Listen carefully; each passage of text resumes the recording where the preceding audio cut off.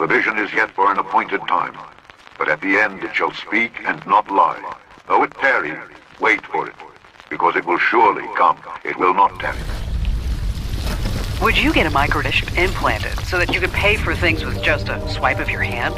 Biohacking is set to replace credit cards and key cards, and thousands have already jumped at the chance. The chip monitors their health, replaces key cards to get into buildings, and forget using Apple Pay. A scan of your hand replaces all cash and credit cards.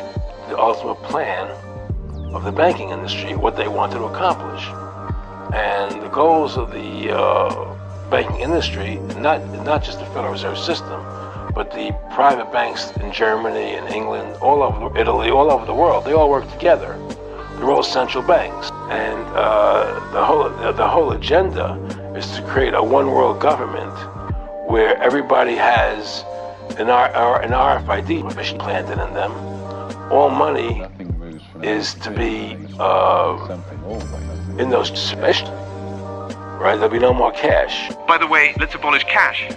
So what should we do? Well, introduce digital cyber currency that central banks issue and control, and thereby gain total control. This is an Orwellian dystopia of total control, the end of any freedoms. That's really what central banks are aiming at. Several central banks have, like the Bank of England, already prepared their microchip implant RFID to be implanted under your skin.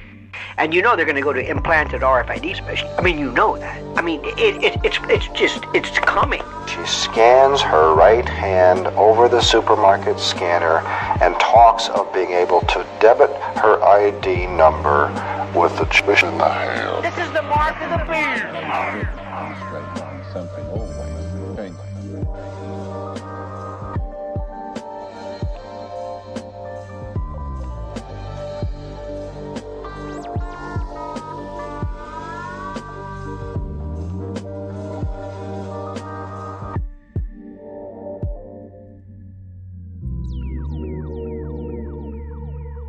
I have to say that when I started this job, there were actually very little countries in Africa or Latin America that had one ubiquitous type of ID, and certainly that it was digital, and certainly that it was biometric. And we've really worked with all our partners to actually help that being, to grow this.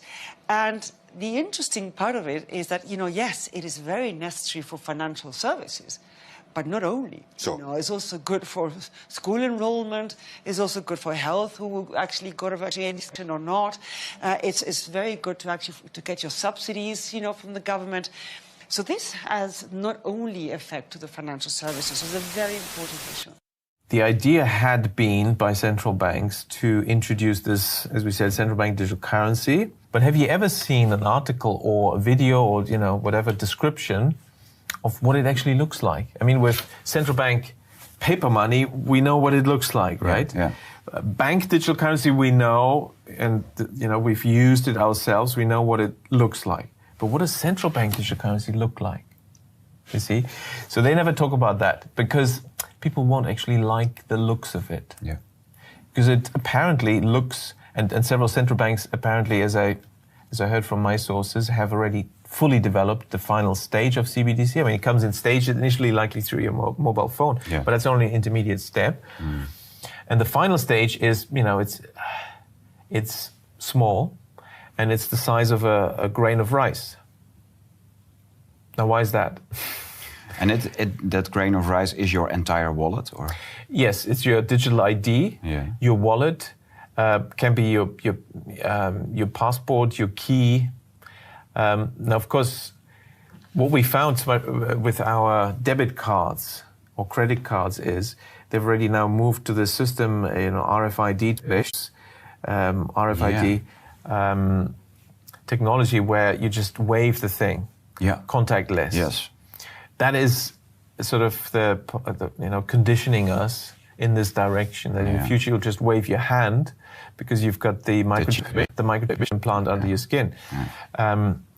And because, and each step, there's a rational reason, it's easier just to wave this, isn't it? It's much faster because we always have to wait in the queues as everyone types in their numbers and all that. So just waive it, it's quicker. But the next rationalization would be, well, but you can lose your card, somebody can steal your card, and then you're just waiving. That's kind of risky. Well, wouldn't it be nice if you couldn't lose it and nobody could steal it? But it's clear that that's it is almost a step too far for a lot of people, because it is a violation of human dignity to actually inject something like that under the skin. So that's where you need some more persuasion. Yeah. And it's interesting that this concept of universal basic income has been around for around a century, where everyone should get some kind of citizens, payment.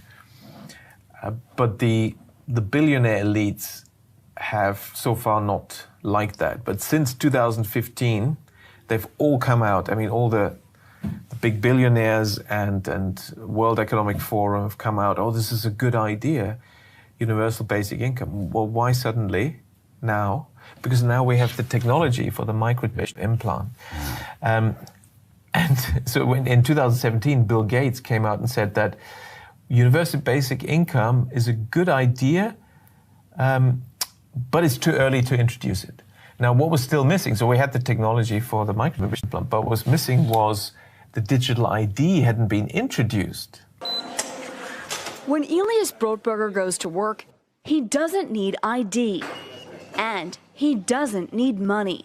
Embedded in his hand is a microchip that serves as his keys, his ID, and his wallet.